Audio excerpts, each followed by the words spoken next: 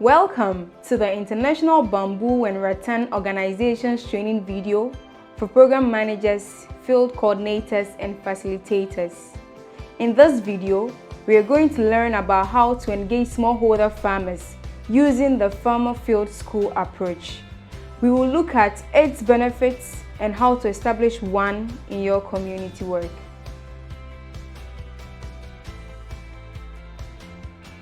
A farmer field school is made up of farmers who come together to study a particular topic. The topics can vary from bamboo agroforestry, nursery and plantation management, and bamboo fodder applications. Topics can also include income-generating activities such as bamboo handicraft production and more.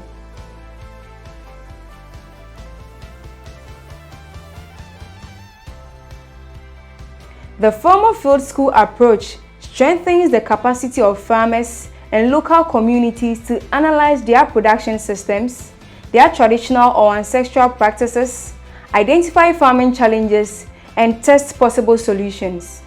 The Farmer Field School, therefore, empowers farmers with knowledge and skills, thereby making them experts in their own fields. It also helps farmers to make critical and informed decisions, especially finding innovative ways to solve farming challenges.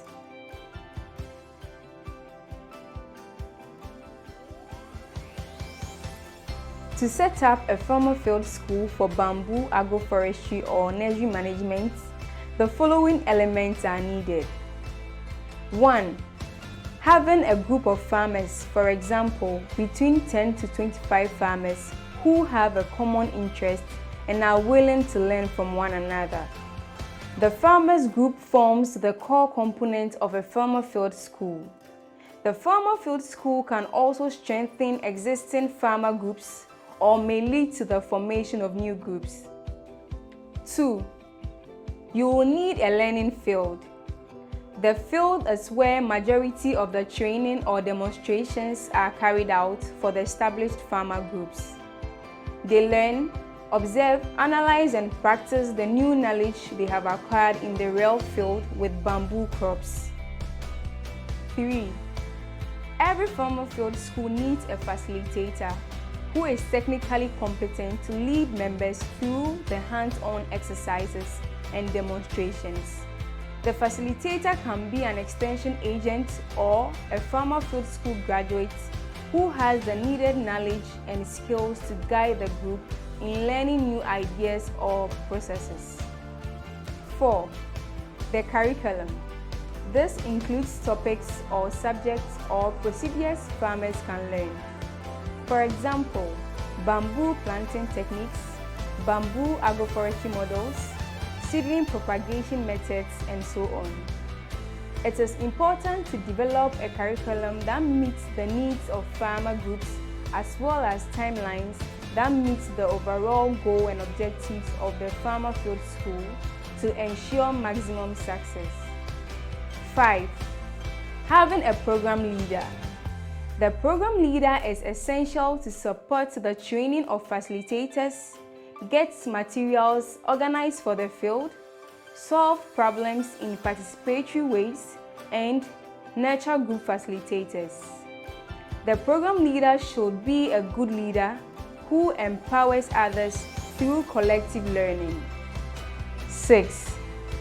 Resources and finance.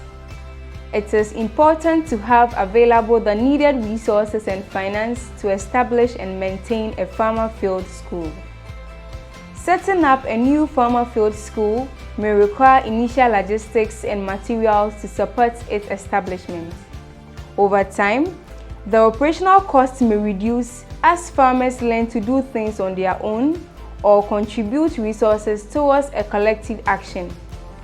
Having some dedicated budget purposely for the establishment of a farmer field school can really be helpful.